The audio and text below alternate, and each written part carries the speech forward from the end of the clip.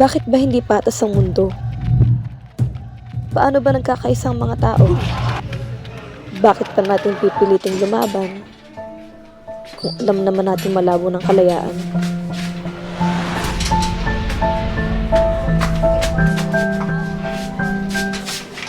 Bakit ba ako ba nilalagyan nyo dito? Di nyo ba maintindihan, ha? Yung siralong yun ang dapat managot! Ang ingay! Kahit anong ipagsigawan mo dyan, walang makikinig sa'yo. Ako nasa sitwasyon mo, kanina lang. Tingnan mo nga naman panahon yun, pare. Para lang kumita ang mga nasa bus. Panibagong message na may papasok at silang mga kasalanan ang nasa labas. Risulo ko nga pala, mga iyo. Cesar nga pala. Carmina, Ano bang kaso mo at gigil na gigil ka, iyo? walang kwentang kaso po. Lahat naman siguro ko ng bagay may kwenta. Siguro, iba lang ang kwento mo.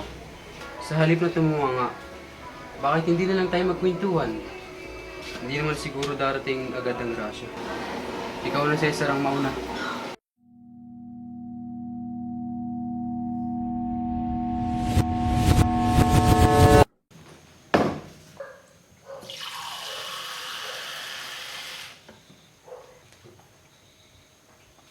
Minom ka muna. Salamat, mahal. O ano to?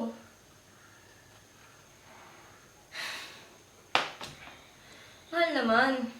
Ina nga lang yung bumubuhay sa atin. Natanggal ka pa. Anong gusto mong gawin ko? Magsunod-sunuran? Isipin mo nga, malakas yung kalaban sa kaso. Paano kung madami ako? Kayo, sa tingin mo, kakayanin ko yun? Anak, pumasok ka sa kwarto. Anong gusto mong paratingin, ha? Mas gusto mong maghirap kami? Na yung mga anak mo magkasakit? Kaysa harapin yung mga gahama na yun? Cesar naman! Ayan ka naman sa pagiging mahinig ng ulo mo, Rosa. Isipin mo yung sitwasyon. Madami na namatay na dahil sa kanila. Naintindihan mo ba? Gumawa ka ng paraan! Eh paano kung madamay kayo? Ako na nga nang umiintindi sa inyo. Ako pa yung masama. Saan ka pupunta, ha? Cesar! Bumalik ka rito!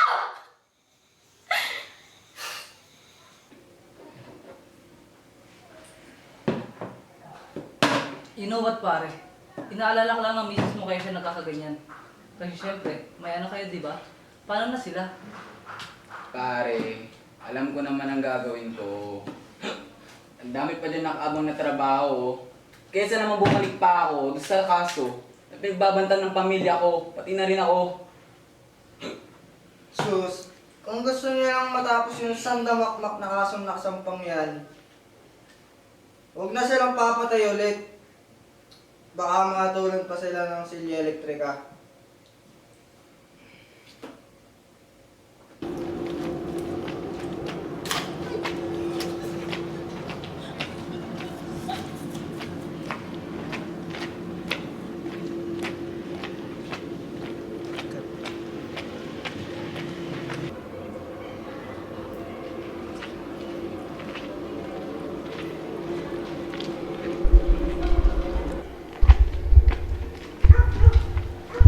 Anong oras?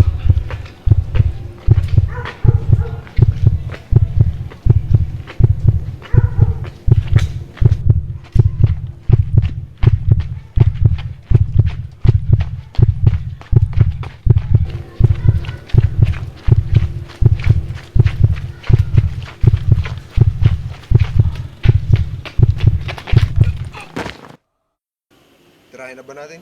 Wag, may mas maganda ang plano. Chuck, matutuwa nito si boss.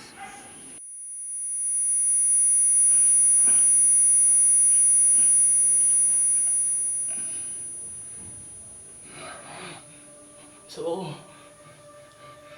Asawa ko! Asawa ko! Asawa ko! Asawa ko! Asawa ko! Ba't niyo ako inuuli? Ba't niyo ako inuuli? Ang mga anak ko! Nasaan ang mga anak ko? Asawa ko! Asawa ko! Nasaan ang mga anak ko? Asawa ko!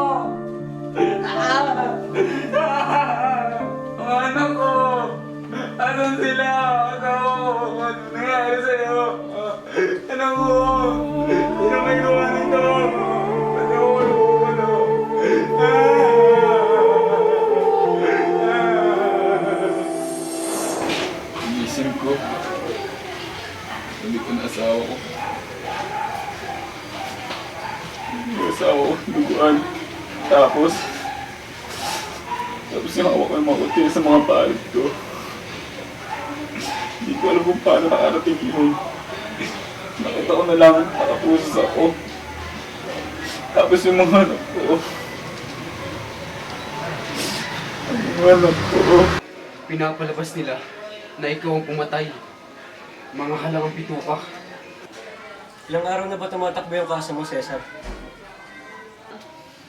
Mag-iisang ba na? Ikaw, anong kaso mo?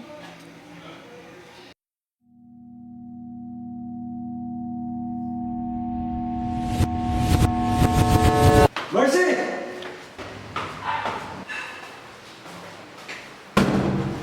Mercy! Ilang beses ko bang dapat ipasok sa kukote mo na ilalagay ka ng trabaho niyan sa kapahamakan? Eh ano naman sa'yo? Bakit ba napakapakilamero mo, ha? Kaya mo ba akong buhayin? Ikaw nagbabayad ng utang? Di ba hindi? Manahimik ka na lang. Mercy! Sa dinami-daming trabaho, Mercy, ba't yan pa ang pinili mo? Alam mo, kung natutumihan ka sa ginagawa ko, umalis ka na lang. Hindi ko kailangan ng pagbubunganga mo. Alis na ako. Manahimik ka.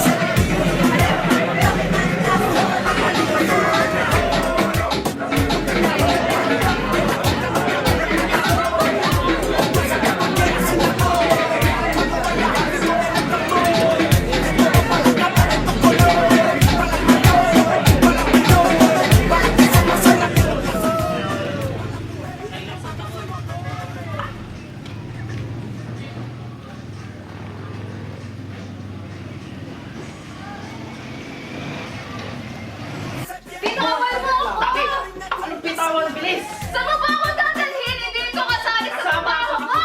Kasama yan! Isa! Ano ba? Hoy, bitawan mo siya!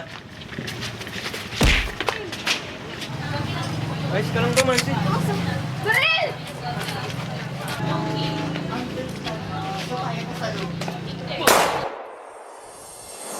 Napatay mo. Hindi. Pero sana nga natuluyan na eh. Ilang taon na ba yung na-trauma dahil sa katakawan nilang gumawa ng masama? Ilang pamilya na rin ang nawala. Dahil pinapatay nila kapag kinakalaban sila. Balita ko nga, ongoing pa rin yung kaso nun na nawawalang adik. Tsaka, siya rin yung tinuturo na pumatay doon sa pamilya ni Atty. At tinutukoy mo ba si Don Salvan? Na isa sa pinakilala dito sa bansa. Siya nga mismo. Pagkakataon nga naman, Iho.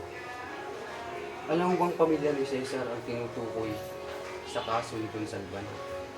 At alam mo ba ang dahilan ng aking pagkakakulong? Ay magiging saksi sana ako. Kaso nang ibabaw sa akin ng galit kay Don Rafael. Amo ko na kaibigan ni Don Salvan. Mga walang hiya. Pati pamilya ko dinamay.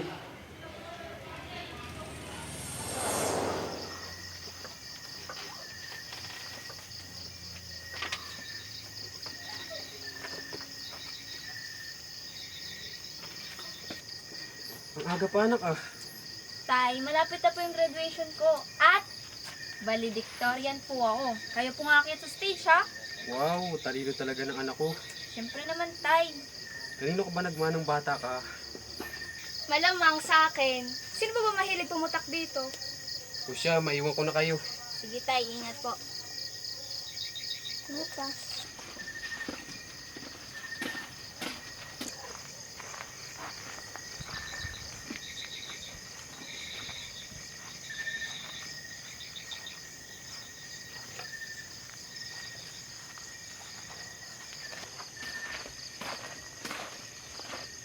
Uy, aga mo ah. Ikaw din kaya. Ingat pare. Sige tol, thank you. Magandang umaga. Magandang umaga din.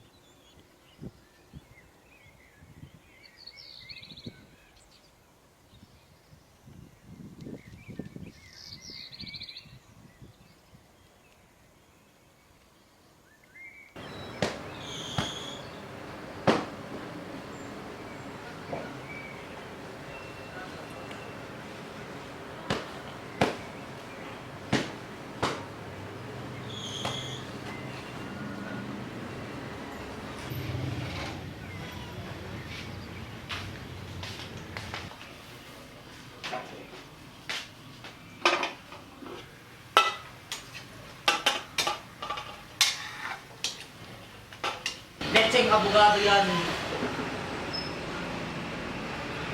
Kung hindi sana nung tinanggap ang kaso, hindi sana hindi siya nadamay. Alam mo kumpadre, dapat tinuruan mo ng leksyon, hindi mo na pinakuha yung buong pamilya. Bakit may nangyari ba? Lalo ka lang naipit sa kaso mo.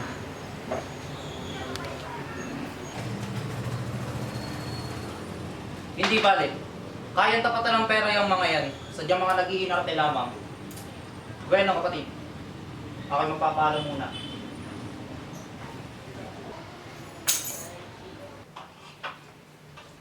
Sino yan?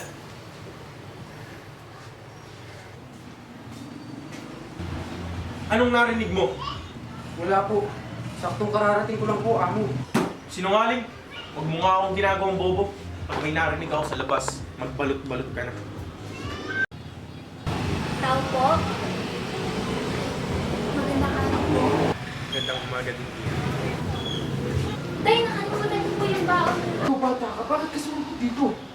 Kinatid ko lang po yung baon. Nakalimutan ko kasi. O akin na yan, bumalik ka na sa bahay.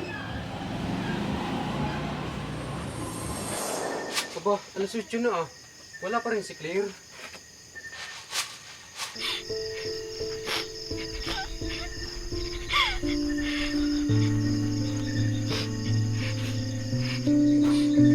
Tay! Tay! Oh, anak! Anak! Ano? Ano sa mukha mo? Anak! Ha? Anak! Ano nangyari? Nay! Si Don Rafael po, Nay! Nay!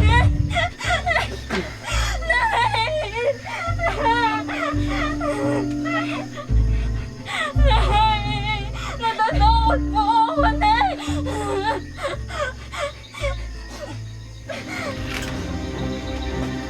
Krisana ka! Saan ka pupunta?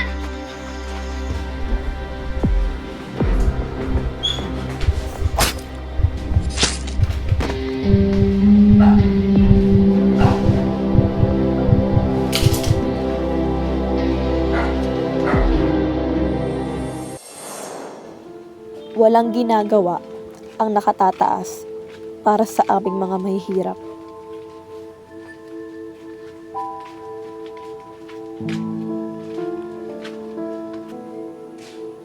Walang aksyon ang lahat, kaya naglalaho ang pangarap. Patas ang mundo, walang awa lang ang mga tao. May pagkakaisa rin, ngunit kaduwagan ay taglay natin. Kung madamay kayo, ako na nga nang umitin Pinipilit nating lumaban, dahil alam natin may kalayaan. Pero kung hindi mo na kaya, maaari kang tumigil, pero hindi ka pwedeng sumuko. Walang sinabi ang may nais sabihin. Lahat may solusyon, ngunit madalang ang pagkakataon.